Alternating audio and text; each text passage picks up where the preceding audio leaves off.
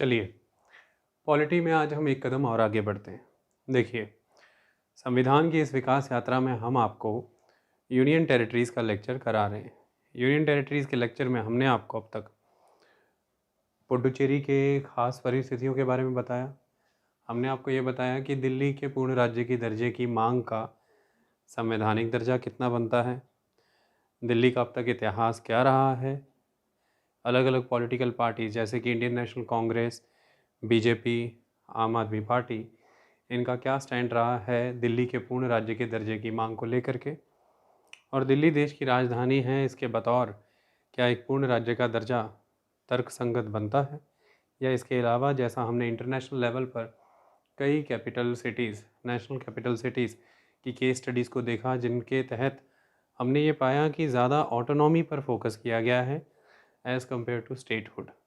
तो हो सकता है वो एक वायबल ऑप्शन हो दिल्ली के लिए। केंद्र सरकार की तरफ से लाया गया 2021 का government of national capital territory of Delhi act भी हमने आपको पढ़ाया और उसके सारे एस्पेक्ट समझाए। आज इसका वाइंड अप लेक्चर है, इसके तहत अब आपको कुछ चीज़ें और समझाते हैं। देखिए, जब हम वाइंड अप लेक्चर को करेंगे तो उसमें हम शुरुआत इस बात से करते हैं कि कुछ और प्रावधान क्या है। देखिए, पार्लियामेंट के पास ये अधिकार है यूनियन टेरिटरीज़ को लेकर के कि पार्लियामेंट किसी भी यूनियन टेरिटरी के लिए हाई कोर्ट इस्टेब्लिश कर सकती है। ये अधिकार देश की संसद के पास है, पार्लियामेंट के पास। पार्लियामेंट अगर चाहे तो किसी एग्जिस्टिंग हाई कोर्ट को ये जुरिस्डिक्शन प्रोवाइड कर सकती है कि वो यूनियन टेरिटरी के हाई कोर्ट का भी काम करे। तो इस तरह से बहुत से ऐसे राज्य हैं जिनके हाई कोर्ट के अधीन एडजॉइनिंग यूनियन टेरिटरी का जुरिस्डिक्शन दिया गया है। अब तक दिल्ली एक ऐसा यूनियन टेरिटरी हुआ करती थी जिसका खुद का हाई कोर्ट हुआ करता था, लेकिन 2019 नवंबर के गवर्नमेंट के ऑर्डर के साथ ही हुआ ये है कि जो 2019 नवंबर नहीं, 2019 अगस्त, जब ही जम्मू एंड कश्मीर को रीऑर्गेनाइज़ किया गया as a state, reorganization of the Jammu and Kashmir, जब उसको बाइफरकेट किया गया, लद्दाख को अलग करके एक यूनियन टेरिटरी बनाया गया और जम्मू कश्मीर के जो राज्य का दर्जा था उसे भी ख़त्म करके उसे भी यूनियन टेरिटरी बनाया गया। तो जो existing Jammu and Kashmir state का हाई कोर्ट था उसे कंटिन्यू रखा गया और वो आज Jammu and Kashmir union territory के हाई कोर्ट के तौर पर काम करता है। उसी के जुरिस्डिक्शन के अधीन लद्दाख की टेरिटरी भी आती है। तो आज लद्दाख के लिए भी जम्मू एंड कश्मीर का ही हाई कोर्ट काम करता है। तो आज की डेट में देश में दो ऐसी यूनियन टेरिटरीज़ हैं जिनके अपने हाई कोर्ट हैं, जैसे कि Delhi, national capital territory Delhi, और दूसरा Jammu and Kashmir union territory. इनके खुद के हाई कोर्ट हैं और बाकी की यूनियन टेरिटरीज़ किसी न किसी हाई कोर्ट, किसी न किसी राज्य के हाई कोर्ट के जुरिस्डिक्शन के तहत रखी गई हैं। हाई कोर्ट देना है या नहीं देना है, उसे किसी एडजेसेंट स्टेट के हाई कोर्ट की टेरिटरी के अधीन रखना है, ये सब तय करने की जिम्मेदारी पार्लियामेंट के पास है। इसके तहत अब आगे बढ़ें तो एक आर्टिकल 240 भी है जो प्रेसिडेंट को ख़ास शक्तियां प्रदान करता है। प्रेसिडेंट चाहे तो जो यूनियन टेरिटरीज़ हैं उनसे रिलेटेड कुछ रेगुलेशंस को पास कर सकते हैं। किस पर्पज़ के लिए? For the peace, progress and good governance, यानी कि गुड गवर्नमेंट। तो यूनियन टेरिटरीज़ की पीस के लिए, प्रोग्रेस के लिए और गुड गवर्नमेंट के लिए सर्टेन रेगुलेशंस प्रेसिडेंट पास कर सकते हैं, और वो रेगुलेशंस में इतनी पावर है कि उन यूनियन टेरिटरीज से रिलेटेड यदि पार्लियामेंट का कोई एग्जिस्टिंग लॉ है तो ये रेगुलेशंस उन्हें अल्टर कर सकती हैं, रिपील कर सकती हैं, अमेंड कर सकती हैं। यानी कि प्रेसिडेंट की रेगुलेशन में इतनी शक्ति है कि संसद का कभी कोई कानून यदि पीस, प्रोग्रेस और गुड गवर्नमेंट की प्रेसिडेंट की रेगुलेशन के रास्ते में आ रहा है तो प्रेसिडेंट की ये रेगुलेशन उस पर्टिकुलर यूनियन टेरिटरी के मामले में केंद्र के यानी कि पार्लियामेंट के किसी कानून को निरस्त करने की, परिवर्तित करने की, संशोधन करने की क्षमता रखता है। ये प्रेसिडेंट की शक्तियां हैं आर्टिकल 240 के तहत। इसका भी एक अगर आप आस्पेक्ट देखें तो ये ऑब्ज़र्व होता है कि ये भी एक सेंट्रलाइज्ड टेंडेंसी को दिखाता है। यानी कि एक तरफ यूनियन टेरिटरी वो दर्जा नहीं रखती है जो राज्यों का दर्जा है, लेजिस्लेटिव एस्पेक्ट में, एग्जीक्यूटिव एस्पेक्ट में और फाइनेंशियल एस्पेक्ट में, और दूसरी तरफ जिन जिन यूनियन टेरिटरीज़ में लेजिस्लेचर्स प्रोवाइड की भी गई हैं, जैसे कि पुडुचेरी, जैसे दिल्ली, और आज की डेट में देखा जाए तो जम्मू कश्मीर में भी।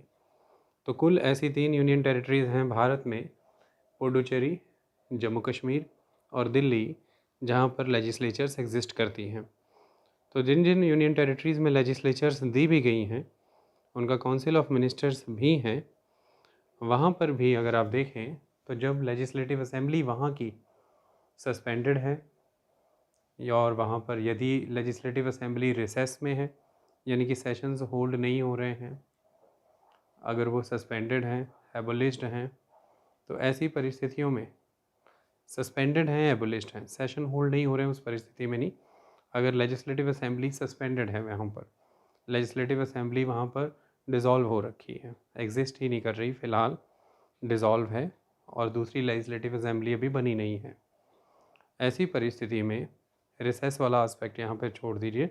रिसेस वाला एस्पेक्ट में लेजिस्लेटिव असेंबली तो बनी ही हुई है, उसके सेशंस होल्ड नहीं हो रहे हैं, लेकिन असेंबली है, तो रिसेस वर्ड वहाँ पर गलती से लिया गया, उसे छोड़ दीजिए। लेजिस्लेटिव असेंबली सस्पेंड कर दी गई है, डिसॉल्व कर दी गई है, मतलब कि ख़त्म हुई है वहाँ पर, और नई अभी बनी नहीं है। ऐसी परिस्थितियों में प्रेसिडेंट को ये अधिकार हैं कि वो पीस, प्रोग्रेस और गुड गवर्नमेंट से जुड़े हुए मामलों पर इन यूनियन टेरिटरीज़ के क्षेत्र में भी रेगुलेशंस ला सकते हैं, जिन यूनियन टेरिटरीज़ के पास अपनी असेंबली है। अदरवाइज़ आर्टिकल 240 के तहत प्रेसिडेंट की इस शक्ति को इन यूनियन टेरिटरीज़ के एरिया में सीमित किया गया है। किन यूनियन टेरिटरीज़? जिन यूनियन टेरिटरीज़ के पास अपनी असेंबलीज़ हैं, प्रेसिडेंट की आर्टिकल 240 की ताकत नॉर्मल कंडीशंस में, नॉर्मल सिचुएशंस में इन यूनियन टेरिटरीज़ पे लागू नहीं होती। यानी प्रेसिडेंट की जो शक्ति है पीस, प्रोग्रेस और गुड गवर्नमेंट के मामले में रेगुलेशंस लाने की, वो आर्टिकल 240 के तहत वो उन केंद्र शासित प्रदेशों पर लागू नहीं हो पाती जिनकी अपनी संविधान जिनकी अपनी विधानसभा एग्जिस्ट करती है, लेजिस्लेटिव असेंबली एग्जिस्ट करती है।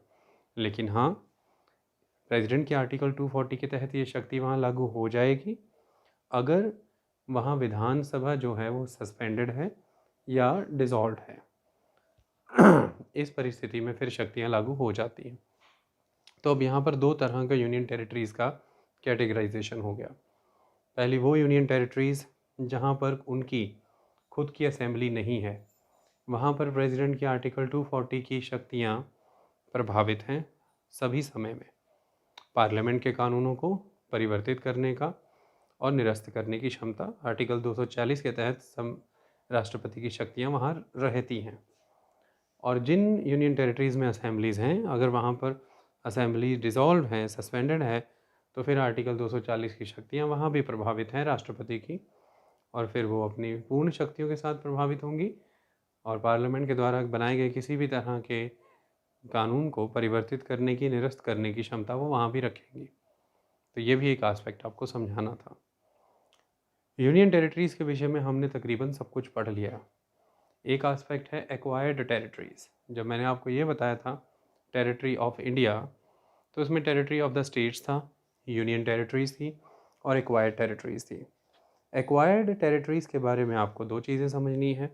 पहली बात, एक्वायर्ड टेरिटरीज़ के विषय में कोई अभी ऐसा प्रावधान नहीं है कोई अलग से कि उसका एडमिनिस्ट्रेशन और जुरिस्डिक्शन से रिलेटेड कॉन्स्टिट्यूशन में कुछ मेंशन हो, पहली बात।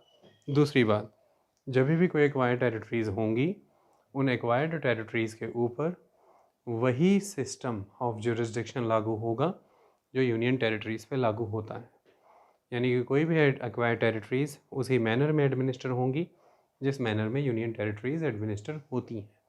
तो एक्वायर्ड टेरिटरीज़ के विषय में आपको ये समझना है।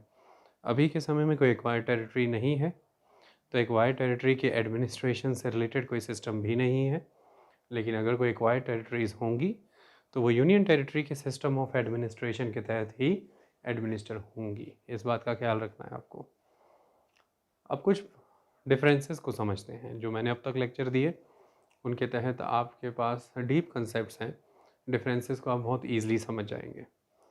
सबसे पहला डिफरेंस स्टेट और यूनियन टेरिटरी के बीच में। स्टेट्स के विषय में कहा जाता है कि their relationship with the centre is federal. जो स्टेट का रिलेशनशिप है सेंटर के साथ वो फेडरल है, और फेडरल आस्पेक्ट में मैंने आपको कई बार ही समझाया है। इंडियन कॉन्स्टिट्यूशन में आर्टिकल 1 ये कहता है, India that is Bharat is a union of the states, यानी कि वो स्टेट्स का एक यूनियन है। फेडरेशन शब्द कॉन्स्टिट्यूशन में इस्तेमाल नहीं हुआ, फेडरल शब्द का प्रयोग नहीं हुआ। लेकिन अगर कॉन्स्टिट्यूशन को देखा जाए तो कॉन्स्टिट्यूशन ने जिस वे में गवर्नमेंट का स्ट्रक्चर दिया है, ऑर्गेनाइजेशंस दी हैं, उनका फंक्शन, उनकी ड्यूटीज़, रूल्स एक्सप्लेन किए हैं, उससे ये पता लगता है कि वर्किंग में, फंक्शंस में हमारी कंट्री के लिए जो सिस्टम ऑफ गवर्नमेंट इस्टेब्लिश किया है कॉन्स्टिट्यूशन ने, वो फेडरल है। तो इंडिया फंक्शनली फेडरल है, वर्किंग वाइज फेडरल है। जो देश की राजनीति की प्रणाली है कामकाज की, वो संघवाद है, फेडरल है, जिसके तहत आप ये देखते हैं कि स्टेट्स भी एग्जिस्ट करते हैं और सेंटर और स्टेट के बीच में एग्जीक्यूटिव, लेजिस्लेटिव और फाइनेंशियल पावर्स डिवाइडेड हैं। याद रखिए, जुडिशल पावर्स डिवाइडेड नहीं है, हमारे देश में जुडिशरी इंटीग्रेटेड है। तो ये गलती कभी ना करिएगा, मैंने पहले के लेक्चर में भी बहुत अच्छे से पढ़ाया और समझाया है। लेजिस्लेटिव, एग्जीक्यूटिव, फाइनेंशियल पावर्स बहुत अच्छे से डिवाइडेड हैं, डिमार्केटेड हैं। तो लेजिस्लेटिव स्फेयर में स्टेट्स भी एग्जिस्ट करते हैं, वो ऑटोनॉमस मैनर में फंक्शन करते हैं, और सेंटर भी एग्जिस्ट करता है, वो भी ऑटोनॉमस मैनर में फंक्शन करता है। कॉन्स्टिट्यूशन के 7th शेड्यूल में ये फंक्शनल डिमार्केशन प्रोवाइड की गई है, जिसके तहत यूनियन लिस्ट है, कॉन्करेंट लिस्ट है और स्टेट लिस्ट है। इन 3 लिस्ट में ये बताया है कि जिस भी लिस्ट में जो आइटम्स गिवन है, जो एंट्रीज डली हुई हैं, उन आइटम्स में, उन फंक्शंस में किसका जुरिस्डिक्शन आता है। यूनियन लिस्ट में गिवन आइटम्स पर जुरिस्डिक्शन यूनियन गवर्नमेंट का है, सेंट्रल गवर्नमेंट का। कॉन्करेंट लिस्ट में गिवन आइटम्स पर जुरिस्डिक्शन सेंटर और स्टेट गवर्नमेंट दोनों का है, और स्टेट लिस्ट में गिवन आइटम्स पे जुरिस्डिक्शन स्टेट गवर्नमेंट का है, except some extra ordinary circumstances, जिन सर्कमस्टांसेस में जुरिस्डिक्शन सेंटर का भी हो सकता है, बट अदरवाइज स्टेट का रहता है। तो ये 3 लिस्ट कॉन्स्टिट्यूशन के 7th शेड्यूल में गिवन है, जिसके तहत ये पता लगता है कि जैसे कामकाज की शैली में देश का संविधान ये चाहता है कि देश का जो संस्था है, देश की जो राजनीतिक प्रणाली है, तंत्र है, वो संघवादी है। अदरवाइज़ ये शेड्यूल ना होता, इसमें ये 3 लिस्ट ना होती, उसके तहत 3 तरह के फंक्शनल जुरिस्डिक्शन डिमार्केट ना किए गए होते, अगर कॉन्स्टिट्यूशन में इस तरह की फेडरेशन की अवधारणा ना होती। वो एग्जिस्ट करती है। तो राज्यों के साथ केंद्र का संबंध लगभग संघवादी है, फेडरल है, यही यहाँ पर बताया गया है। स्टेट लिस्ट में गिवन आइटम्स पर काम करने के लिए, कानून बनाने के लिए आज़ाद हैं। कुछ ही सर्कमस्टांसेस हैं जिन सर्कमस्टांसेस में स्टेट की लेजिस्लेटिव असेंबली पर स्टेट लिस्ट में गिवन आइटम्स को लेकर के पार्लियामेंट का प्रभाव अधिक हो जाता है, और पार्लियामेंट भी काम कर सकता है उस एंट्री को लेकर के। ये एक बात है। तो that is the federal aspect. अपने रेवेन्यू के सोर्सेज हैं स्टेट्स के, वो उन रेवेन्यू को जनरेट करते हैं, इंडिपेंडेंटली वर्क करते हैं। इंडिपेंडेंटली यहाँ पर मतलब ऑटोनॉमस मैनर में अपने राज्य के लिए अपनी पॉलिसीज़ बनाते हैं, कानून बनाते हैं, जो संविधान में जितना दायरा उनको दिया गया है, अपना एग्रीकल्चर मैनेज करते हैं, अपना हेल्थ, अपना एजुकेशन सिस्टम मैनेज करते हैं। ये सारी चीज़ों के अधिकार क्षेत्र उनको मिले हुए हैं। लेकिन अब यहीं पर जब हम यूनियन टेरिटरीज़ के बारे में बात करते हैं, तो their relationship with the centre is unitary. तो यूनियन टेरिटरी का सिस्टम रिलेशनशिप जो है सेंटर के साथ, इट इज़ यूनिटरी। यहाँ पर यूनिटरी लिखना था, मैंने यूनियन टेरिटरी लिख दिया है। आप इसे करेक्ट करिएगा, यूनिटरी करिएगा। क्यों है यूनिटरी? दिल्ली को और पुडुचेरी को और जम्मू कश्मीर को यहाँ पर छोड़ दीजिए, बाकी यूनियन टेरिटरीज़ की बात करिए। तो वो सीधे सीधे प्रेसिडेंट द्वारा एडमिनिस्ट्रेट होती हैं।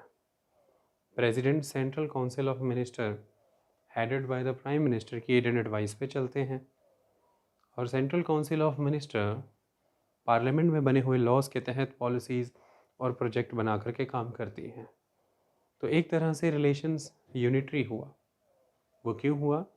क्योंकि यूनियन टेरिटरीज़ के पास राज्यों की तरह फाइनेंशियल, एग्जीक्यूटिव और लेजिस्लेटिव ऑटोनॉमी नहीं होती, यानी कि उनकी कोई ऐसी अलग सी लिस्ट नहीं है जो यूनियन टेरिटरी के नाम से एग्जिस्ट करती हो, जिस पर यूनियन टेरिटरी कानून बना करके, नीतियाँ बना करके, पैसा, फाइनेंसेस, रेवेन्यू जनरेट करके काम करे।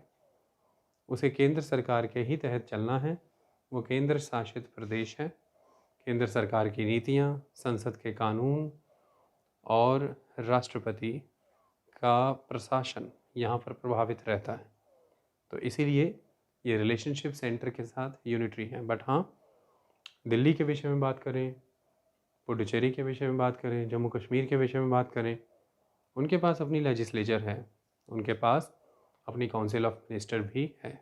लेकिन अब यहाँ पर भी समझना होगा कि ये राइट्स लेजिस्लेचर के और काउंसिल ऑफ मिनिस्टर के रिस्ट्रिक्टेड हैं। पुडुचेरी को स्टेट लिस्ट में गिवन और कॉन्करेंट लिस्ट में गिवन किसी भी आइटम पे कानून बनाने की संपूर्ण आज़ादी है, लेकिन पार्लियामेंट के लॉज जो हैं वो ओवर आर्किंग पोजीशन रखते हैं। अगर उसी स्टेट लिस्ट में गिवन आइटम पर पार्लियामेंट का कानून होगा वो प्रभावी हो जाएगा। अगर किसी भी तरह की कन्फ्रंटेशन की परिस्थिति पैदा होती है पुडुचेरी के और सेंटर के लॉज के बीच में, जबकि दूसरे राज्यों के मामले में, स्टेट लिस्ट के मामले में पार्लियामेंट की से बिल्कुल नेग्लिजिबल है, लेकिन यूनियन टेरिटरी के मामले में से बराबर है। दूसरी तरफ अगर आप देखें तो दिल्ली का जुरिस्डिक्शन और भी रिस्ट्रिक्टेड है। उसे स्टेट लिस्ट में ही गिवन एंट्री 1, 2 और 18, जिनके तहत लैंड, पब्लिक ऑर्डर और पुलिसिंग आता है, इसके ऊपर कानून बनाने की अधिकार नहीं है, इसे कंट्रोल करने की अथॉरिटी नहीं है। इस पर कंट्रोल सेंट्रल गवर्नमेंट का है, लैंड पर भी, लॉ एंड ऑर्डर पर भी, यानी कि पब्लिक ऑर्डर, और दैट इज़ द पुलिस पर भी। तो इस मामले में पुडुचेरी के comparatively Delhi restricted jurisdiction hold करती है। That is one aspect. Legislature Delhi की अगर स्टेट लिस्ट के ऊपर कोई कानून बनाती है तो सेम पुडुचेरी की तरह अगर वो कानून कन्फ्रंट कर जाता है पार्लियामेंट के ही द्वारा बनाए गए स्टेट लिस्ट की आइटम के ऊपर कानून जो बना है उससे, तो फिर वो नल हो जाएगा।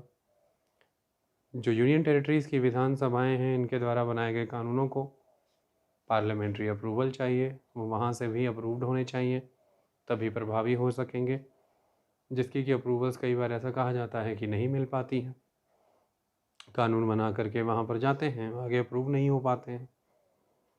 फिर अगर दिल्ली की विधानसभा की बात करें तो उसका जो रूल ऑफ प्रोसीजर है, कंडक्ट ऑफ बिजनेस है, वो लोकसभा के एतबार है, वो लोकसभा के नियमों के हिसाब से चलती है। इस हिसाब से भी ऑटोनॉमी में ब्रेच है। तो कुल मिलाकर के जो यूनिटरी रिलेशनशिप है यूनियन टेरिटरीज़ के साथ, वो वेल इस्टेब्लिश्ड है। इसी बात को लेकर के इशू था कि एक संपूर्ण स्थापित राज्य जम्मू कश्मीर का दर्जा आपने केंद्र शासित प्रदेश कर दिया, आपने फेडरल से यूनिटरी उसका कैरेक्टर कर दिया। इस तरह से फेडरलिज्म एक तरह से बेसिक फीचर है कॉन्स्टिट्यूशन का, और आपके द्वारा उठाया गया ये कदम, यानी कि केंद्र सरकार के द्वारा उठाया गया ये कदम, जो विजन है कॉन्स्टिट्यूशन की, उनको हार्म करते हैं, फेडरलिज्म को हर्ट करते हैं। ये करेक्ट नहीं है मॉरलिटी वाइज भी, और ये करेक्ट नहीं है कॉन्स्टिट्यूशनली भी। ये एक इम्पॉर्टेंट एस्पेक्ट है। हालांकि मैं आपको बता दूं कि जम्मू कश्मीर को जब आर्टिकल 370 ख़त्म किया गया और जम्मू कश्मीर को रीऑर्गेनाइज़ किया गया, reorganization of the Jammu Kashmir state कानून के तहत, उस समय में देश के गृह मंत्री ने कहा था कि कुछ समय के लिए इस जम्मू कश्मीर राज्य का दर्जा केंद्र शासित प्रदेश का किया जा रहा है, इसे एक यूनियन टेरिटरी बनाया जा रहा है। लेकिन उस समय में गृह मंत्री ने मेंशन नहीं किया था कि कितने समय के लिए, ये क्लैरिटी नहीं की थी। लेकिन हाँ, ये कहा था कि कुछ समय के लिए। पर टाइम मेंशन नहीं किया था। स्टेट्स की अगर बात करें तो they share a distribution of power with the centre, जो कि मैंने अभी आपको समझाया। शक्तियाँ केंद्र और राज्य के बीच में बटी रहती हैं, और वो किस तरह से बटी रहती हैं, जो मैंने लिस्ट का कंसेप्ट अभी आपको बताया। लेकिन दूसरी तरफ यूनियन टेरिटरीज़ के मामले में they are under the direct control and administration of the centre. जब स्टेट को अपनी लेजिस्लेटिव पावर होगी तो उन लेजिस्लेशंस को एग्जीक्यूट करने के लिए उसकी अपनी एक एग्जीक्यूटिव बॉडी होगी। उस एग्जीक्यूटिव के डिसीजंस को ज़मीन पर उतारने के लिए उसका अपना एक एडमिनिस्ट्रेटिव विंग होगा प्रॉपर, और वो एडमिनिस्ट्रेशन स्टेट गवर्नमेंट के अंडर होगी। उनके स्टाफ की वर्किंग एट स्टेट गवर्नमेंट के अंडर होगी। वो स्टेट गवर्नमेंट के डिसीजंस को एग्जीक्यूट करेंगे, उनकी पालना करेंगे। तो इस तरह से जो पावर्स हैं वो सेंटर और स्टेट के बीच में डिस्ट्रीब्यूटेड रहेंगी। लेकिन यूनियन टेरिटरीज़ के मामले में उनकी खुद की लेजिस्लेशन नहीं है, खुद की गवर्नमेंट नहीं है, तो खुद की एग्जीक्यूटिव ही नहीं है, तो एडमिनिस्ट्रेशन भी खुद की नहीं होगी। वो सेंट्रल लेजिस्लेशन से चलते हैं, सेंट्रल एग्जीक्यूटिव काम करती है, सेंटर की है एडमिनिस्ट्रेशन है। So they are under the direct control and administration of the centre. यही एक टसल थी अरविंद केजरीवाल की आम आदमी पार्टी की केंद्र के साथ, कि जब भाई यहाँ पर लेजिस्लेचर है, हमारी एक काउंसिल ऑफ मिनिस्टर है, मैं मुख्यमंत्री हूँ, तो फिर जो स्टाफ है, स्टाफ की अपॉइंटमेंट, स्टाफ की पोस्टिंग, स्टाफ के ट्रांसफ़र्स, सब कुछ तो सेंटर कंट्रोल कर रहा है। यूनियन टेरिटरी दिल्ली के मामले में जो कैडर हमें सर्व कर रहा है, जो कैडर हमारे एडमिनिस्ट्रेटिव विंग के तौर पर काम कर रहा है, जब वो कैडर हमारे कंट्रोल में ही नहीं है, वो स्टाफ, वो ऑफिसर्स हमारे कंट्रोल में ही नहीं है, फिर वो हम यानी कि दिल्ली की जनता के रिप्रेजेंटेटिव, जो दिल्ली की जनता की विल को रिप्रेजेंट कर रहे हैं हमारी लेजिस्लेटिव असेंबली में, उस लेजिस्लेटिव असेंबली में बने कानून यानी कि लेजिस्लेशंस को ज़मीनी स्तर पर जब नीतियाँ बना करके उतारते हैं, जो कि उतरेंगी एक प्रशासन के द्वारा ही, जब वो प्रशासन के मुख्य अधिकारी, प्रशासन का तंत्र ही हमारे नियमों के अधीन नहीं है, हमारे अधिकार क्षेत्र में नहीं आता है, तो फिर वो हमारी नीतियों की पालना कैसे कराएगा, ज़मीनी स्तर पर हमारी नीतियों को लागू कैसे कराएगा। जब हमारी नीतियाँ एग्जीक्यूट ही नहीं हो रहे तो हम एग्जीक्यूटिव किस बात के, और जब हम एग्जीक्यूटिव ही नहीं हुए तो फिर लेजिस्लेशंस किस बात के, जो दिल्ली की लेजिस्लेटिव असेंबली में बन रहे हैं, क्योंकि वो उस फॉर्म में एग्जीक्यूट ही नहीं हो पा रहे हैं। और जब legislations, laws, rules, regulations execute ही नहीं होंगे तो वो रिज़ल्ट यील्ड नहीं करेंगे, और जब वो किसी तरह का कोई रिज़ल्ट यील्ड ही नहीं कर रहे हैं, लोगों की लाइफ में डिज़ायरेबल चेंजेस ला ही नहीं रहे हैं, तो फिर लेजिस्लेचर का क्या फ़ायदा, क्यों है ये legislative assembly, what is the purpose of the elected government. अगर लेफ्टिनेंट गवर्नर ही is the government of the Delhi, what is the purpose of the elected government, वो क्या करेगी। बट द थिंग इज़ कि यूनियन टेरिटरी दिल्ली के मामले में यही कहानी है कि वहाँ के रिप्रेजेंटेटिव्स, दे आर मोर और लेस एडवाइज़र्स, वो एडवाइज़र्स का रोल प्ले करते हैं। ऐसा शुरुआत दिन से ही चल रहा है कंसेप्ट। लेकिन मुद्दा यही है कि अगर डेमोक्रेसी के एस्पेक्ट से चलें, कोऑपरेटिव फेडरलिज्म के एस्पेक्ट से चलें, सिंपली फेडरलिज्म के ही एस्पेक्ट को अगर हम देखें, तो फिर जनता के द्वारा चुन कर के आए हैं यूनिवर्सल एडल्ट फ्रेंचाइज के बेस पे, और जनता को रिप्रेजेंट कर रहे हैं, पॉपुलर विल को रिप्रेजेंट कर रहे हैं, उनके अधीन शक्तियाँ होनी लाजमी है, तभी जनता सर्व हो पाएगी। गवर्नेंस अच्छी हो, इसका अधिकार सबका होता है। स्टेट्स की बात करें तो they have autonomy, union territories की बात करें तो they do not have any autonomy. अभी हमने बात की जब subjects matter related to the power and function, responsibilities divided होंगे, डिमार्केटेड होंगे, तो नेचुरली आप अपने अधिकार क्षेत्र में ऑटोनॉमस होंगे, जो कि राज्यों के मामले में डिमार्केटेड होते हैं वाया द लिस्ट। तो फिर ऑटोनॉमी भी वहीं से आती है, स्वायत्तता वहीं पर आती है। सबसे बड़ा सोर्स जो है स्वायत्तता का, ऑटोनॉमी का, वो है फाइनेंसेस, और स्टेट्स काफ़ी हद तक फाइनेंसेस के मामले में ऑटोनॉमस होते हैं। उनके पास अपने तरीके होते हैं रेवेन्यू जनरेट करने के, उनके पास टैक्सेस की पावर है। हाँ, वो बात अलग है कि जीएसटी आने के बाद ऐसा कहा गया कि इनडायरेक्ट टैक्सों के क्षेत्र में राज्य के जो अधिकार होते थे उसे भी सेंट्रलाइज कर दिया गया, और राज्यों के पास आज की डेट में पेट्रोल पर सेल्स टैक्स लगाने या फिर लिक्विड प्रोडक्शन पर एक्साइज ड्यूटी लगाने के अलावा कोई और बड़ा टैक्स बचा ही नहीं। लेकिन दूसरी तरफ कुछ लोग ये कहते हैं कि जीएसटी ने फेडरलिज्म को आगे बढ़ाया, क्योंकि जीएसटी की एक जीएसटी काउंसिल बनी है जिसमें राज्यों की पार्टिसिपेशन है, और उस जीएसटी काउंसिल के तहत ही ये तय होता है कि कितना जीएसटी रखा जाए किस किस चीज़ का। और डिजिटल फॉर्मेट पे जीएसटी वर्क करता है, और जितना जितना भी जिस राज्य का शेयर बनता है, स्टेट जीएसटी जो बनता है, सेंट्रल जीएसटी अलग है, स्टेट जीएसटी और इंटीग्रेटेड जीएसटी। तो स्टेट जीएसटी जो बनता है वो स्टेट्स के पास डिजिटली पहुंच जाता है, और इंटीग्रेटेड जीएसटी में उनका जो शेयर बनता है वो उनको मिल जाता है। और फिर आगे फर्दर जो जीएसटी है वो जितना डेवोल्यूशन के माध्यम से जाना बनता है वो आगे डिवोल्यूशन के माध्यम से चला जाता है। तो मुद्दा ये है कि जीएसटी के मामले में कुछ लोग ये कहते हैं कि इसने फेडरलिज्म को प्रमोट किया, क्योंकि प्रोसेस को स्ट्रीमलाइन किया है, सिंपल किया है, अकाउंटेबल किया है डिजिटली बना करके, और जीएसटी काउंसिल में राज्यों को जगह दे करके उसे और ज़्यादा रिप्रेजेंटेटिव बनाया है, इसलिए ये फेडरलिज्म की तरफ जाता है। लेकिन कुछ लोग ये कहते हैं कि इसने स्टेट्स को डिपेंडेंट बना दिया सेंटर का, क्योंकि जो पहले कई इनडायरेक्ट टैक्सेस थे वो सारे ख़त्म कर दिए गए।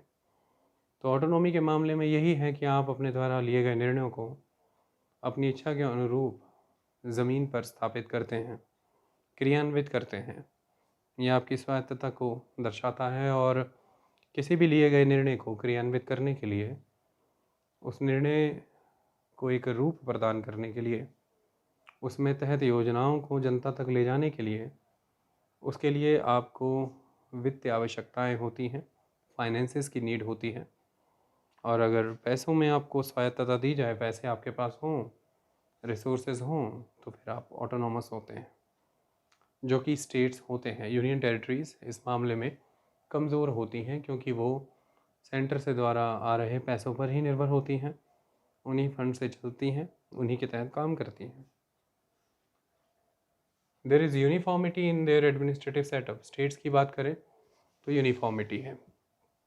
सिंपल एस्पेक्ट, भारत के सभी राज्यों को उठा करके देख लीजिए, एक लेजिस्लेचर होगी वहाँ की, उसमें हर 5 साल के बाद आप सभी लोग जो उस राज्य के वोटर होते हैं वो जा कर के वोट करेंगे, और यूनिवर्सल एडल्ट फ्रेंचाइज के माध्यम से जो वोट्स आते हैं उसके बेसिस पर उस लेजिस्लेटिव असेंबली की जो भी टेरिटोरियल कॉन्स्टिट्यूएंसीज होती हैं, उन कॉन्स्टिट्यूएंसी से खड़े होने वाले रिप्रेजेंटेटिव्स, जिसको भी first past the post system के तहत मेजॉरिटी वोट मिल जाता है, वो रिटर्न हो जाता है टुवर्ड्स द लेजिस्लेचर, वो जीत करके वहाँ पहुँच जाता है। और फिर जो भी उस लेजिस्लेटिव असेंबली में मेजॉरिटी पार्टी होती है, वो मेजॉरिटी पार्टी के सभी एमएलएज अपना ग्रुप बना करके जो गवर्नर हैं उसे अपने ग्रुप के लीडर का नाम प्रपोज करते हैं, और गवर्नर फिर उस पर्सन को चीफ मिनिस्टर के तौर पर नियुक्त करता है, और फिर चीफ मिनिस्टर फर्दर जिन जिन मेंबर्स का नेम गवर्नर को प्रपोज करता है वो मेंबर्स फर्दर मिनिस्टर्स बन जाते हैं। तो एक सिस्टम आप देख पा रहे हैं, यूनिफॉर्म है, सारा यूनिफॉर्मिटी है। Chief minister head of the government होता है, गवर्नर सेंटर के द्वारा अपॉइंटेड होता है, लेकिन गवर्नर को चीफ मिनिस्टर की एडवाइस से चलना होता है। Chief minister head of the government है, chief minister main administrator of the state है। हाँ, उस पर्टिकुलर स्टेट का एग्जीक्यूटिव हेड जो है वो गवर्नर है, क्योंकि सभी निर्णय गवर्नर के नाम पे होंगे, लेकिन निर्णय लेंगे वहाँ के मुख्यमंत्री, जो कि अपनी मंत्री परिषद के साथ मिलकर के काम करते हैं। तो देयर इज़ यूनिफॉर्मिटी। लेकिन अगर आप यूनियन टेरिटरीज़ की बात करें तो यूनिफॉर्मिटी एग्जिस्ट नहीं करती है। क्यों नहीं एग्जिस्ट करती है यूनिफॉर्मिटी? आपने देखा, अगर हम चंडीगढ़ की बात करें तो वहाँ एडमिनिस्ट्रेटर हैं, लेकिन आप दिल्ली की बात करें तो वहाँ पर लेजिस्लेचर भी है, काउंसिल ऑफ मिनिस्टर भी है headed by the chief minister, लेकिन साथ ही लेफ्टिनेंट गवर्नर का ऑफिस भी है। इसी तरह से अगर आप पुडुचेरी की बात करें तो वहाँ भी लेजिस्लेचर हैं, लेकिन अंडमान निकोबार की बात करें तो वहाँ पर एडमिनिस्ट्रेटर हैं। तो अलग अलग वहाँ पर एलजी हैं, लेफ्टिनेंट गवर्नर हैं। लक्षद्वीप की बात करें, दादरा नगर हवेली दमन दीव की बात करें, यहाँ पर आपको एडमिनिस्ट्रेटर देखने को मिलेंगे। तो अलग अलग एरिया, अलग अलग यूनियन टेरिटरीज़ में अलग अलग नॉमेनक्लेचर्स हैं।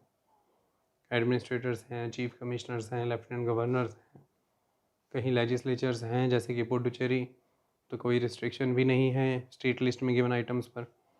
बट कहीं पर लेजिस्लेचर है जैसे कि दिल्ली, तो police, law and order and land के मामले में रिस्ट्रिक्शंस पोज की हुई हैं स्टेट लिस्ट के मामले में। फिर उसके बाद जम्मू कश्मीर है, तो वहाँ पर पुलिस और लॉ एंड ऑर्डर को लेकर के रिस्ट्रिक्शंस हैं।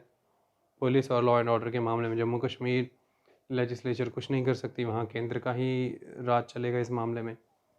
तो एडमिनिस्ट्रेशन यूनिफॉर्म नहीं है, सभी यूनियन टेरिटरीज़ की अलग है ज़रूरतों के हिसाब से। जैसे कि दिल्ली देश की राजधानी है, पुलिस, लॉ एंड ऑर्डर और लैंड को कंट्रोल में रखा है सेंट्रल गवर्नमेंट ने। इसी तरह से जम्मू कश्मीर स्ट्रेटजिकली बहुत ही इम्पोर्टेंट स्टेट है, मिलिटेंसी काफ़ी रही है वहाँ पर, कंट्री की सोवरेनिटी, सिक्योरिटी और सेफ्टी के एस्पेक्ट से very sensitive area, border state है। फिर एथनिसिटी भी वहाँ की डाइवर्स है और एथनिक क्लैशेस भी होते रहते हैं। तो इन सारी चीज़ों को देखते हुए law and order and policing centre ने अपने पास रखी है। पुडुचेरी में ऐसी परिस्थितियाँ नहीं है, तो उसे फिर अपने पास रखा भी नहीं उन्होंने। तो अलग अलग यूनियन टेरिटरी को अलग अलग बेसिस पे कंसिडर किया है। स्टेट के मामले में है, their executive head is known as a governor. State का एग्जीक्यूटिव हेड गवर्नर ही कहलाता है, पूरे भारत भर में यही नाम होगा। किसी भी राज्य में चले जाएं, नाम एक ही होगा, राज्यपाल, गवर्नर। और स्टेट का एग्जीक्यूटिव हेड गवर्नर होता है, इस बात का ध्यान रखिए, गलती मत कर जाइएगा, चीफ मिनिस्टर मत कह दीजिएगा।